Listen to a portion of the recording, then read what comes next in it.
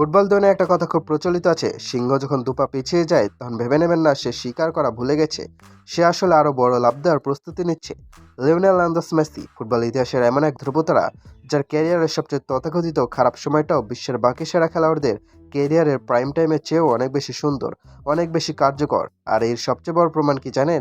2022 সালে কাতার বিশ্বকাপ, যখন একদল সমালোচক বলছিল মেসির বয়স হয়ে গেছে, মেসি ফুরিয়ে গেছেন, ঠিক তখনই মরুভূমির বুকে নিজের পায়ের জাদুতে এক এমন মহাকাব্য লিখলেন যা আগামী এক শতাব্দী ধরে ফুটবল বিশ্ব মনে রাখবে। চলুন আজ আবেগ একপাশে সরিয়ে রেখে একটু নিরেট পরিসংখ্যানের দিকে তাকানো যাক। 2022 বিশ্বকাপে 35 বছর বয়সী মেসি যা করেছিলেন তা কোনো সাধারণ মানুষের পক্ষে করা সম্ভব নয়। আসুন হিসাবটা মিলিয়ে নেওয়া যাক। প্রথমত, পুরো বিশ্বকাপে গোল এবং অ্যাসিস্ট মিলে সর্বোচ্চ 10টি গোলে সরাসরি অবদান রেখেছিলেন মেসি। দ্বিতীয়ত, তিনি যৌথভাবে টুর্নামেন্টের সর্বোচ্চ 7টি বিগ চান্স বা নিশ্চিত গোলের সুযোগ তৈরি করেছিলেন। তৃতীয়ত, সতীর্থ দিয়ে গোল করানোর ক্ষেত্রেও যৌথভাবে সর্বোচ্চ 3টি অ্যাসিস্ট ছিল তার নামের পাশে। চতুর্থত, শুধু সুযোগই তৈরি নয়, নিজে যখন নিশ্চিত সুযোগ পেয়েছেন তখন সর্বোচ্চ 5টি বিগ চান্সে কনভার্ট করে গোল করেছেন এলেমটেন। পঞ্চমত, ওপেন প্লে থেকে অর্থাৎ কোনো সেটপিস ছাড়াই দলগত আক্রমণে সর্বোচ্চ 15টি সুযোগ তৈরি করেছিলেন তিনি। ষষ্ঠ, বিপক্ষ দলের আক্রমণ ভাগে বা ফাইনাল থার্ডে সর্বোচ্চ 150টি নিখুঁত সফল পাস দিয়ে প্রতিপক্ষের ডিফেন্সকে একাই ছাত্র বানিয়ে দিয়েছিলেন। এবং সপ্তম, তাকে থামানোর কোনো উপায় না পেয়ে প্রতিপক্ষ ডিফেন্ডাররা রেকর্ড সর্বোচ্চ 22 বার ফাউল করতে বাধ্য হয়েছিলেন।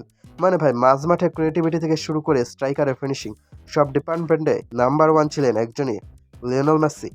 এবার একটু ভাবুন তো, মেসি পারফরমেন্সে কাদের বিরুদ্ধে করেছিলেন? 2022 সালে কিলিয়ান এমবাপ্পে ছিলেন তার ক্যারিয়ারের সেরা ফর্মে।